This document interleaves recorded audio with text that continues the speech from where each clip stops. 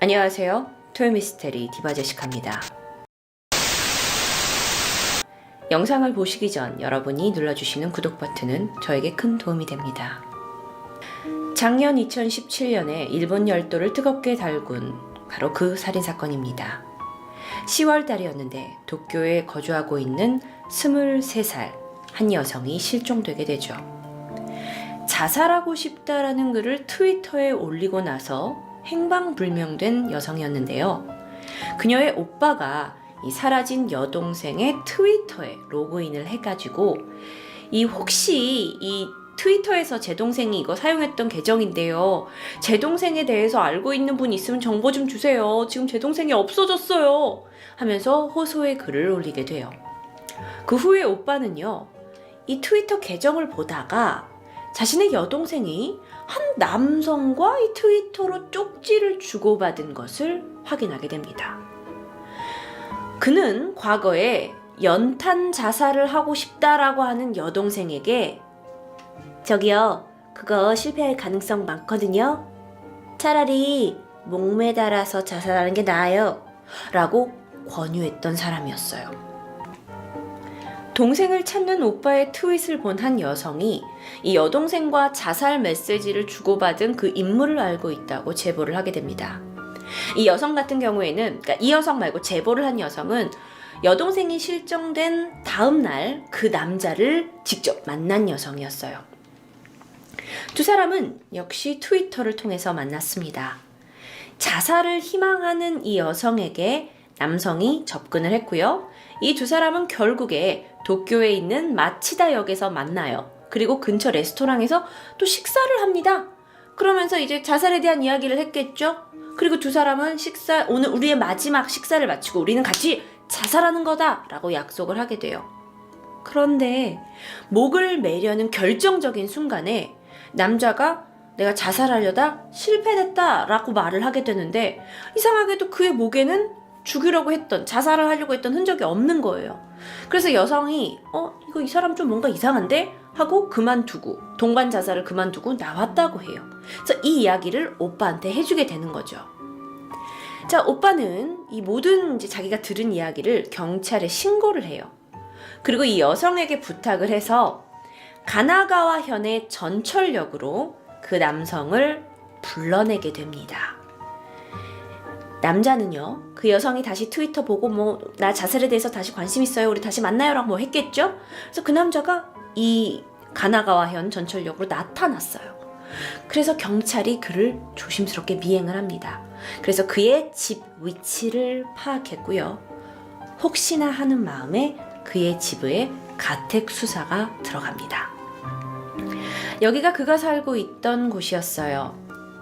자, 범인의 집 앞 현관. 그곳에는 한 아이스박스가 놓여져 있었습니다. 아니 이거 남자 혼자 사는 집에 웬 아이스박스? 열어보니까 안에는 고양이 분뇨용 모래 있죠. 그게 가득한 거예요. 그러니까 고양이가 왜 배설을 할 때 이런 분뇨용 모래에다가 하잖아요. 그걸로 보이는 이 평범한 박스. 하지만 경찰이 모래 안을 조금만 걷어서 살펴보니 그곳에서는 절단된 사람의 머리 2개가 발견됩니다. 그런데 그게 다가 아니었어요. 머리 2개를 발견하고 난 경찰은 이제 그의 집을 좀 더 자세히 샅샅이 조사를 하게 되는데요. 결과로 그의 원룸에서는 총 9개의 머리가 발견돼요. 각기 다른 아이스박스에 담겨 있었고요. 성별은 여성 8명 그리고 남성 1명입니다. 결국 경찰은요, 이 원룸의 주인 27살 용의자 시나이 씨를 현장에서 체포하게 됩니다. 시나이 씨는 도대체 언제 이 원룸으로 이사를 했던 걸까요? 2017년 8월이었어요. 그러니까 얼마 된 시간이 아닌 거죠. 발견된 9구의 머리로 봐서 이 경찰의 가택조사는 10월에 했거든요.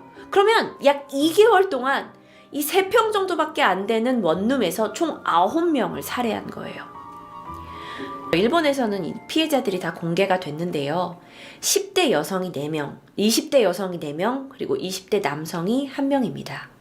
첫 살인은 8월로 추정이 돼요.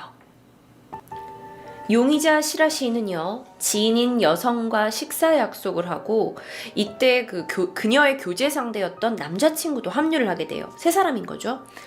그 저녁 식사를 하고 헤어졌는데 며칠 후에 이 신하 씨가 8월 말에 자기가 처음에 알고 있던 그 여성만 불러내게 돼요. 그리고 살해하죠.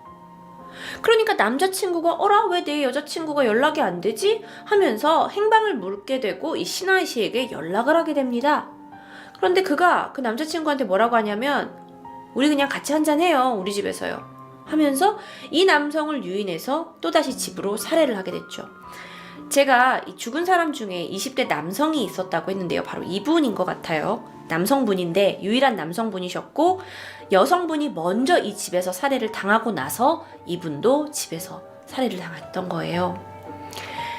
자, 이 엽기적이고 끔찍한 사건에 대해서 경찰이 조사를 계속 해나가면서 특히나 그가 이제 시라 씨가 올린 인터넷 게시물에 주목을 하게 됩니다.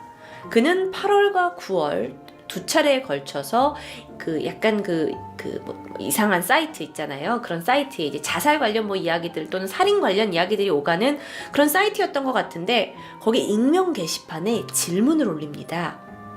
질문을 잘 들어보세요. 내가 사정이 생겨서 50kg짜리 고기가 손에 들어왔어. 근데 어떻게 하면 좋을지 몰라서 난 대식가도 아니고 빨리 처리해야 되는데. 그런데 이 글에 대한 103개의 다양한 댓글이 달리죠. 작게 잘라! 냉동시켜! 큰 게 사체야? 스테이크 만들어 먹으면 어때? 이건 인육인가? 범죄 냄새 난다. 우선 관절부터 잘라! 못 먹으면 그냥 버리면 되잖아. 소금에 절여서 건조시켜. 사체 아니야? 피 뺐어? 사진 보여줘. 이런 댓글들이 막 밑에 올라가 있는 거예요. 그런데 그 중에서 범인이 참고한 것으로 보이는 댓글은 배수구 뚫는 거 대량으로 사서 욕실에서 녹이면 돼. 남는 뼈는 물렁해질 때까지 구워서 가루로 만든 다음에 강에 뿌려. 이 댓글에 범인이 다시 댓글을 답니다. 녹이는 건 알겠는데 냄새는 어떡해? 여기 주택가인데? 그리고 이 범인의 댓글에 다시 답변이 달리죠. 식욕은 하루 지나면 녹아. 욕실은 공기 안 통하게 틈 잘 막아두고 그럼 냄새 문제도 해결되고.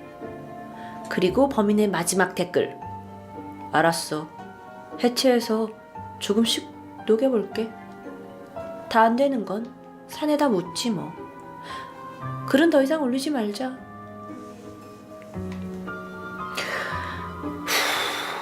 제가 이런 댓글과 게시물을 발견했다면 전 너무 소름 끼칠 것 같거든요. 그런데 이후에 9월 6일에 또 다른 글을 올리게 됩니다. 긴급, 이 남자가 올린 거예요. 긴급, 사체 처리 방법이 궁금하다. 우선 내가 사람을 실제 죽인 건 아니고 그냥 궁금해서 물어보는 거니까 절대 경찰에 신고하지 마라. 혹시 있잖아, 들통나지 않는 사체 처리 방법이 있냐? 알려줘. 참고로 사체에서 피는 안 나오고 아마 약물 반응 같은 건 있을 거야. 가능한 빨리 부탁. 근데 여기에 또 많은 댓글들이 달렸어요. 그리고 사체 처리 방법들이 막 쓰여져 있는 거죠. 그러던 중에 범인이 관심을 보이고 댓글을 단 댓글이 뭐였냐면 태우거나 녹였을 경우에 이제 추천할 만한 폐기 장소가 있냐 이런 내용이 거기에 이제 왔다 갔다 했던 거죠. 실제로요, 그의 핸드폰을 조사해 보니까 8월 중순부터 해서 자살 명소라는 것을 계속 여러 번 검색을 한 게 드러났고요. 강과 호수 등을 조사하거나 또는 사람이 바다에 빠진 뒤에 물 위로 떠오르는 이유를 검색한 사실이 밝혀집니다. 일반인들이 검색하는 그런 주제어는 아니죠. 원룸으로 이사한 날짜는 8월 22일이었어요. 첫 인터넷 게시물에다가 질문을 올리고 나서 이게 약 3주가 지난 시점이죠. 그러면 여러분 우리가 어떻게 생각할 수 있냐면 이미 그는 게시물을 올리고 이 원룸으로 온 거예요. 그러니까 사전에 어쩌면 이 살인을 계획했던 게 아니냐라는 정황이 드러나게 됩니다.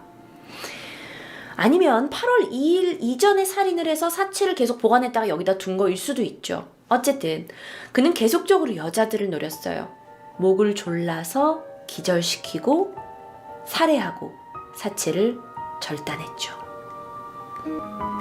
이 사건은요, 아주 최근에 발생한 사건이에요. 그리고 아직 많은 것들이 조사 중에 있습니다. 이 사진이 가장 유명한데, 그 남자에 관련된 이런 사진이 이제 일본에서는 인터넷상을 통해서 그 남자의 실제 얼굴이 공개돼서 돌아다니고 있더라고요. 물론 이게 이제 터진 지 얼마 안 된 사건이라서 제가 오늘 준비해드린 내용은 일본 언론을 통해 나온 이야기를 하고 있지만 이후에는 사실 여부가 좀 달라질 수도 있다라는 부분 이해 부탁드리고요. 그가 처음에 살해를 하고 나서 사체를 절단하는데 약 3일이 걸렸다고 합니다. 그런데 그 다음부터는 점점 더 속도가 빨라지게 되고 3일이 아니라 이틀, 하루만 해도 사체를 절단할 수 있었다고 해요. 그는 이미 이 원룸에 이사하기 전부터 살인을 계획했고 톱을 구입했고 치밀한 준비를 했죠.